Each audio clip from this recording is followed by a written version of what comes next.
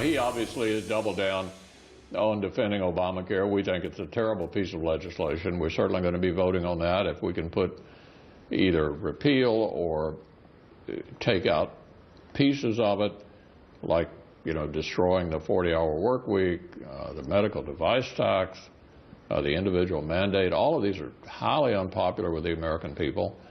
And we'll be voting on things I know he's not going to like. I hope we can put them on his desk. Kentucky's Mitch McConnell, the incoming Senate Majority Leader, pulling no punches when it comes to Obamacare. That's for sure. This is a law's employer mandate quietly went into effect last week. Did you say mandate? I heard it loud and clearly, not quietly by Washington standards. A guy who pipes up on this joins us now on set. It's our good friend, Newsmax Deputy Health Editor Nick Tate, author of the New York Times bestseller, The Obamacare Survival Guide.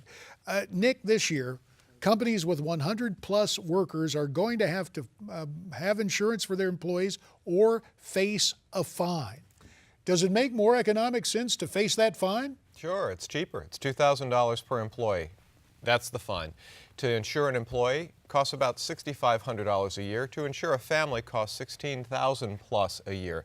That's one reason why we've already seen about 500 companies drop insurance for part-timers, spouses, and dependents. And so was this really the purpose of Obamacare, to drive us into a single payer plan like we see in Europe? We can't really tell whether or not the intent was there, but certainly that's the direction we're going. In fact, some have suggested that over the next 10 to 15 years, as many as 75% of companies that now provide health insurance, which is to about half the country, 150 million Americans, will get out of the business of providing health insurance, and all those folks will go to these Obamacare exchanges, which are a mixed blessing for some. So how are HR departments being affected by this? They have enormous amounts of paperwork they have to do, not only to scramble to make sure that they're providing whatever's required or pay the fine, but they have to document what they're doing. And so this year, many of those companies which are struggling to keep those HR departments up and operating because they're having problems are really focusing a lot of their attention on making the paperwork right. Next year, beginning in April of 2016, that's when the companies will pay their fines on whether or not they have insurance. So they're trying to get the paperwork in order right now. Nick, on this program last week, a possible presidential candidate who is a brain surgeon was here. Dr. Ben Carson said the notion of not repealing Obamacare, a direct quote, that's a bunch of crap, he said. He's intent as a medical professional and possible presidential candidate about repealing this. But this has to wait for a new president to really get done? As long as President Obama is in the White House, he's made clear that he will veto any repeal law that rips this law out, root and branch, as Mitch McConnell likes to say. So I think what we're likely to see until we get to that point is they will pick apart pieces of this law, including the employer mandate.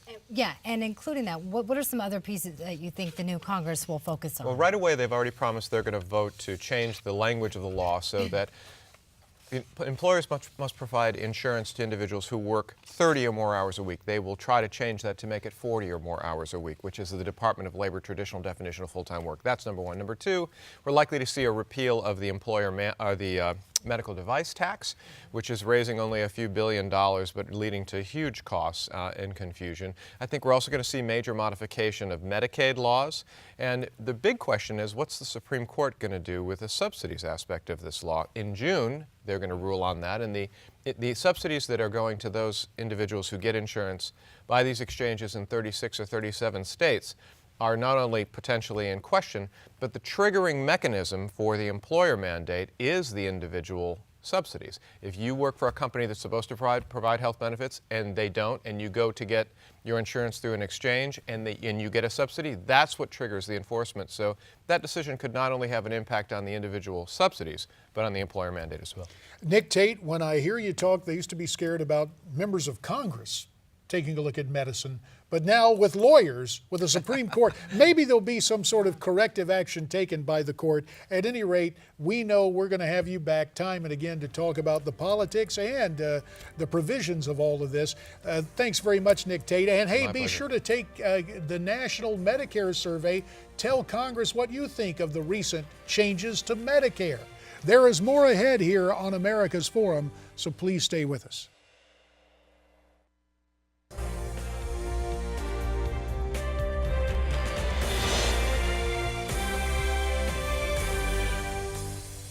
Back now on America's Forum, let's continue the conversation with Newsmax Deputy Health Editor Nick Tate. Nick, we're going to step beyond Obamacare and Medicare and Washington to talk about really the health scare that is Ebola.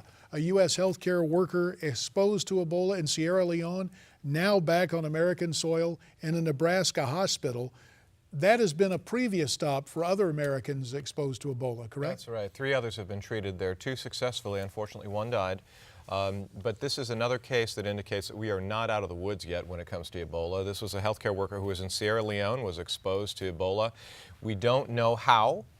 He is not now contagious. He's not now having symptoms, but they're going to watch him for 21 days, and he's in one of the best facilities in the world for them to do that. They know what they're doing over there. Now, 8,000 people. That's right.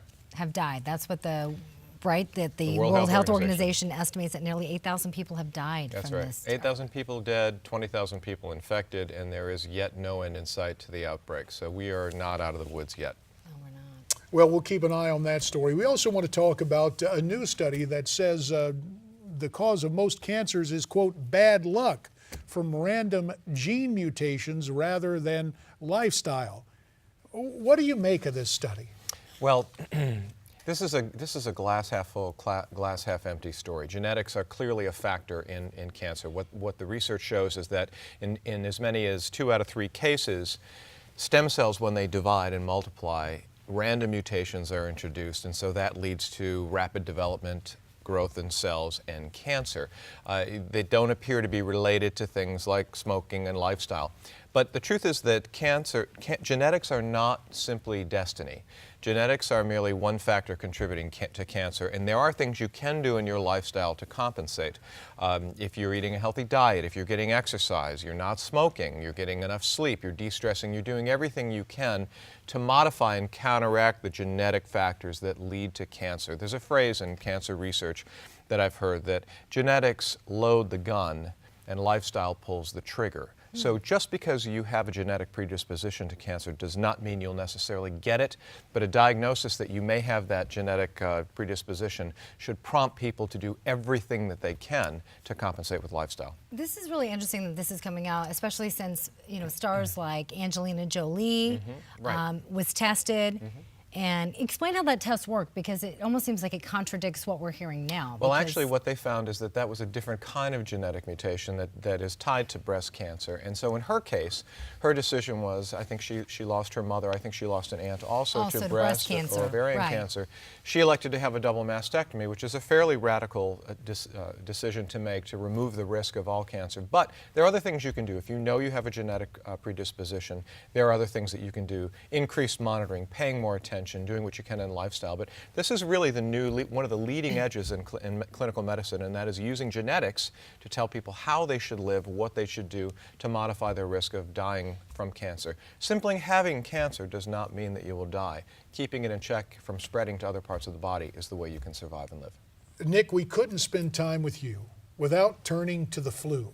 You were here last week. Yes. And now it's official, right? Epidemic status. That's right. So what should we keep in mind now that it officially is an epidemic? Well, we know this is happening because the flu vaccine this year is not a good match for the primary strain of flu that's circulating. There was a genetic mutation in that virus that leaves you vulnerable even if you've had the flu shot. So, again, the message is you must do everything you can to move toward prevention. Prevention is better than treatment.